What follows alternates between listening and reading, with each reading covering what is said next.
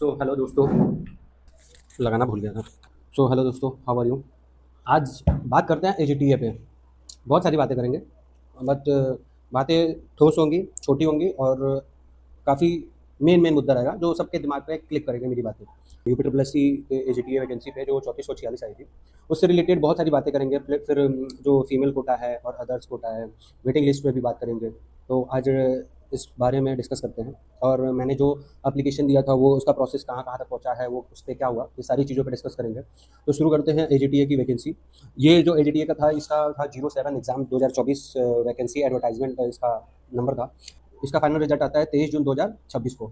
अब मेन मुद्दा इस पर यह है कि आखिर ये जो डीवी हुआ, इसमें इतना ज़्यादा कम कट ऑफ क्यों रखा गया, अगर इतना हाई मेरिट बना तो। सीन ये है कि 28.25 इसका जो डीवी का कट ऑफ था, सबको उसमें बुलाया गया था। और उसके बाद से डीवी कट ऑफ के बाद जब फाइनल रिजल्ट आया है वो 56.50, जबकि जो डीवी का कट ऑफ था उसके सीधा दोगुना गया है। तो ये जो इतने बच्चे बुलाए गए, ये उन बच्चों को मेंटली हरास किया गया है और उन बच्चों के मतलब फीलिंग्स के साथ और इमोशन के साथ गवर्नमेंट या चाहे आयोग या चाहे जो भी कह लो, उसने मिसयूज़ किया है उसकी फीलिंग्स को। भाई जो डीबी करा लेता है सबको ये होता है कि मेरा हो सकता है, मेरा हो सकता है, क्योंकि होने के कोई चांसेस नहीं होते हैं, कितने परसेंट पे हो सकता है वो तो फाइनल रिजल्ट आने पे होता है। बट आप एक क्राइटेरिया अगर फुलफिल कर रहे हो कि आपके पास डाटा है कि हमारे पास हाईएस्ट नंबर इतने ज़्यादा हैं और इतने ज़्यादा में इतने बच्चे आ रहे हैं, तो डीवी का कट ऑफ इतना कम लाने की कोई ज़रूरत नहीं थी। क्योंकि एक्चुअली जब आपके पास डाटा था तो आप डाटा के हिसाब से उतने बच्चों को ही बुलाते। आप 45 के ऊपर ही कट ऑफ रखते, कोई इशू नहीं था, किसी बच्चों को कोई इशू नहीं होता। जिनका नहीं होता वो बच्चे आगे की तैयारी करते। इस जो अभी एजीटी आया है इसका तैयारी करते, जिसका एग्ज़ाम अभी अगस्त में 9 अगस्त को पड़ा है।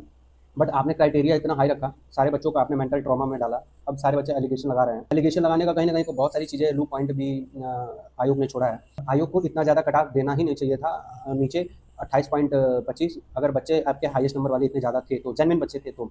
अब बात रही, ये तो बात हो गई। अब दूसरी बात है कि अगर सीट खाली जाता है, जैसे बच्चे बहुत सारे अलग अलग एग्जाम में पार्टिसिपेट करते हैं, अलग अलग वैकेंसियों के लिए, चाहे वो स्टेट के अंदर हो या सेंट्रल गवर्नमेंट के लिए हो, तो जिन जिन वैकेंसियों में बच्चे पार्टिसिपेट करते हैं अगर वहाँ जाएँ तो वो सीट अगर खाली हो तो आप उनके नीचे वाले बच्चों को आप बुला सकते हैं वेटिंग लिस्ट लगा के। वेटिंग लिस्ट का क्राइटेरिया अगर होता है तो ये बच्चों के लिए बहुत ज़्यादा अच्छा होगा। जो वैलिड बच्चे हैं वो इस जॉब को पा सकेंगे और अपनी जर्नी को शुरू कर सकेंगे। ये वेटिंग लिस्ट ना करके जो आयोग है और आयोग के पीछे जो गवर्नमेंट बैठी है, ये इस चीज़ों को, बच्चों के हित को खा रही है। बच्चे का जो समय होता है वो बच्चा 2 साल 3 साल अपनी पढ़ाई में दे रहा है, उसके बाद एग्ज़ाम हो रहा है, जबकि 6 महीने के प्रोसेस के अंदर एग्ज़ाम हो जाना चाहिए। अगर 6 महीने के प्रोसेस के अंदर एग्ज़ाम होता और कट ऑफ इतना भी जाता तो कोई दिक्कत नहीं होता। बट आपने लगभग 2 से ढाई साल तक बच्चों को एक भ्रम में रखा है और भ्रम में रखने के बाद फिर आयोग बोलेगा कि अब मैं क्या करूँ, बच्चे इतने नंबर नहीं लाए। तो भाई तुम नंबर नहीं लाए बच्चे को, तब एक चीज़ पे तो फॉलो करते, कम से कम कट ऑफ को या तो बढ़ा के बताते टीवी के कट ऑफ को, या तो इतना कम कट ऑफ गिराए हो तो तुमको पता है कि बच्चे बहुत ज़्यादा हैं ऊपर वाले नंबर वाले, तो उनके मानसिकता के साथ क्यों खेले, पहले ही बता दिए तो वो डीवी ना कराए होते तो वो अभी संतुष्ट होते और आगे वाले वैकेंसियों के लिए तैयारी करते हैं। मेरे पास बहुत सारी फीमेल्स का भी कमेंट आया है। जो फीमेल्स मेरी सिस्टर हैं उनका कमेंट्स आया है कि भैया मेरा तो कट ऑफ के ऊपर नंबर है और फिर भी मेरा सिलेक्शन नहीं हुआ।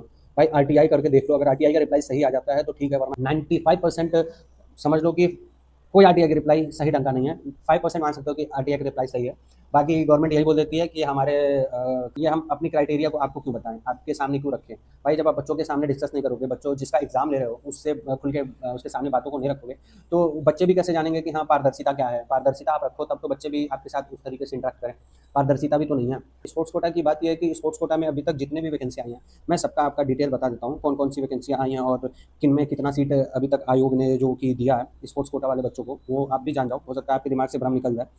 जितने भी फाइनल रिजल्ट आए हैं उस पर जितने भी वैकेंसियाँ स्पोर्ट्स कोटा की थी, जितने भी बच्चे इन्होंने फुलफिल किए हैं, सारा मैं डाटा आपके सामने शेयर कर रहा हूँ स्क्रीन पे, आप देखो। 5 एग्जाम 2022 ये हुआ था मुख्य सेविका का परीक्षा, और इसमें स्पोर्ट्स कोटा के बच्चे देख लो, लिखा अभ्यर्थी उपलब्ध नहीं है। ठीक, ये पहला हो गया। दूसरा रिजल्ट आया है आपका, ये है 06 एग्जाम 2024, ये है सचिव श्रेणी 3 का, और इसमें भी लिखा है अभ्यर्थी उपलब्ध नहीं है। देख लो भाई कितने बच्चे स्पोर्ट्स कोटा के लोग हायर कर रहे हैं। तीसरी वैकेंसी है 06/2022 वन दरोगा मुख्य परीक्षा, इसमें भी ये उत्कृष्ट खिलाड़ी लिखा है अभ्यर्थी उपलब्ध नहीं है। देख लो भाई कितने अभ्यर्थी हैं। 08/5/2022 इसमें यह है कनिष्ठ सहायक मुख्य परीक्षा, इसका रिजल्ट भी आप देख लो, इसमें लिखा है अभ्यर्थी उपलब्ध नहीं है उत्कृष्ट खिलाड़ी में। अभ्यर्थी जब उपलब्ध नहीं है इतने सारे वैकेंसियों में, अभी तक जितना चला आ रहा है 2022 से मैं दिखाया, जिनका जिनका रिजल्ट आ चुका है, अभी जिनका आएगा उनका भी दिखा दूंगा। इसमें स्पोर्ट्स कोटा के अभ्यर्थी उपलब्ध नहीं। भाई तुम्हारा क्राइटेरिया इतना गंदा और इतना वाहियात क्राइटेरिया है, उस क्राइटेरिया के मानक के अंदर बच्चे आ ही नहीं रहे हैं। क्यों नहीं आ रहे हैं? क्योंकि हम जैसे स्पोर्ट्स पर्सन या और भी जो स्पोर्ट्स पर्सन है उसके मानक को तुम फॉलो नहीं कर रहे हो। तुम्हारा मानक अलग है, और जो बच्चे तुम्हें उत्तर प्रदेश में, इतने बड़े प्रदेश में जो तुमको बच्चे मिल रहे हैं, वो उनके पास जो भी डॉक्यूमेंट है वो उनके पास वैलिड डॉक्यूमेंट है, बट तुम्हारा जो मानक है वो मानक काफ़ी ज़्यादा ऊपर है। उस पर तुम प्रेसिडेंट या प्रधानमंत्री का वैकेंसी ले सकते हो, क्योंकि भाई उतने लेवल के लिए वही सारी चाहिए। तो तुम्हारा मानक अलग है और तुम पता नहीं कौन सा माल फूक के मानक बनाए हो, मुझे नहीं समझ में आ रहा है। बाकी जो चीज़ें हैं यही हैं, और मैं बड़े दुखी मन से ये वीडियो बना रहा हूँ, क्योंकि बहुत सारे ऐसे लोग इतना गंदा उल्टा कमेंट करते हैं कि मन दुख हो जाता है कि भाई तुम नंबर क्यों नहीं लाए, ये क्यों नहीं लाए, वो क्यों नहीं लाए।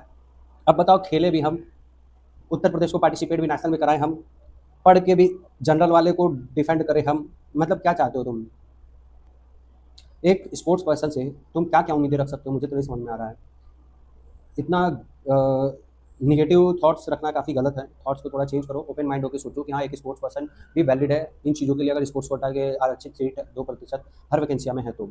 जो मैंने योगी जी को लेटर दिया था उनसे मिलके, उसका अभी तक कोई रिस्पॉन्स नहीं आया है। मुझे नहीं लगता है कि रिस्पॉन्स आएगा, क्योंकि रिस्पॉन्स आना होता है तो ये इन चीज़ों पे अभी तक गवर्नमेंट का भी ध्यान जाता है कि हाँ भाई, अभी तक जितनी वैकेंसियाँ हैं उसमें स्पोर्ट्स कोटा के प्लेयर क्यों नहीं मिल रहे हैं, उस पर क्या किया जा सकता है। अगर रूल बुक में रिलैक्सेशन दिया है तो रिलैक्सेशन को भी फॉलो किया जा सकता है, बट अभी तक कोई रिप्लाई नहीं आया। मैंने विधायक को भी जाके नोटिस कराया, उनका भी कोई रिप्लाई नहीं आया। मुझे तो ये गवर्नमेंट पे ही मतलब इस तरह का निराशा है कि भाई, हम तुमको चुनते हैं, वोट देते हैं और तुमको लाते हैं गवर्नमेंट में, और तुम आते हो तो ऐसा रूल या ऐसा नियम बनाते हो जिससे एक जेन्युइन बंदा अपने लाइफ में आगे नहीं बढ़ सकता है, एक स्पोर्ट्स पर्सन अपनी लाइफ में आगे नहीं बढ़ सकता। अब हम या हमारे जो भी स्पोर्ट्स पर्सन होंगे, वो अपनी मानसिकता को कैसे बताएंगे कि अपने दूसरे स्पोर्ट्स पर्सन से जो अगर स्पोर्ट्स खेलते होंगे या शुरू कर रहे होंगे, ये मानसिकता बताएंगे कि भाई तुम्हारा कोई इज्जत नहीं है इस गवर्नमेंट के अंदर, या गवर्नमेंट की जो वैकेंसी आएंगी उसमें तुम्हारा कोई इज्जत नहीं है, तुम ये सब छोड़ो, पढ़ाई करो। या गवर्नमेंट को ये भी नहीं दिख रहा है कि पिछले इतनी वैकेंसियों में एक बंदा भी स्पोर्ट्स कोटा का नहीं मिला, यानी कहीं ना कहीं हमारे रूल बुक में कोई ना कोई कमी होगा, लूप होल होगा। हम उसको सही करते हैं। अगर हमारे रूल बुक में रिलैक्सेशन दिया है, हम उसको रिलैक्सेशन देते हैं।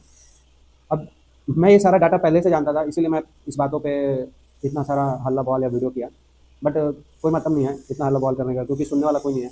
ये वीडियो जो देख रहे हैं वो भी नहीं इन चीज़ों को समझ सकते हैं ना, इन चीज़ों को फॉलो कर सकते हैं। मेरा वीडियो भी वायरल नहीं जाएगा, क्योंकि वायरल जाता तो लोगों तक, गवर्नमेंट तक ये बात पहुँचती। बस लोग देखेंगे और फ़ोन बंद करके चुपचाप अपने काम पे चले जाएंगे, चाहे वो पढ़ाई करें या चाहे जो भी करें। तो हम अपनी बात रख सकते हैं, जहाँ तक ये बात पहुँचे अच्छी बात है। जो भी देखे उसको इन बातों का थोड़ा सा भी समझ हो तो बहुत अच्छा लगेगा। कम से कम किसी को समझ तो आया, दिमाग तो खुला। बाकी तो चीज़ें ऐसी उल्टी पुल्टी हो ही रखती हैं कि हम अपनी बातों को रख भी नहीं सकते।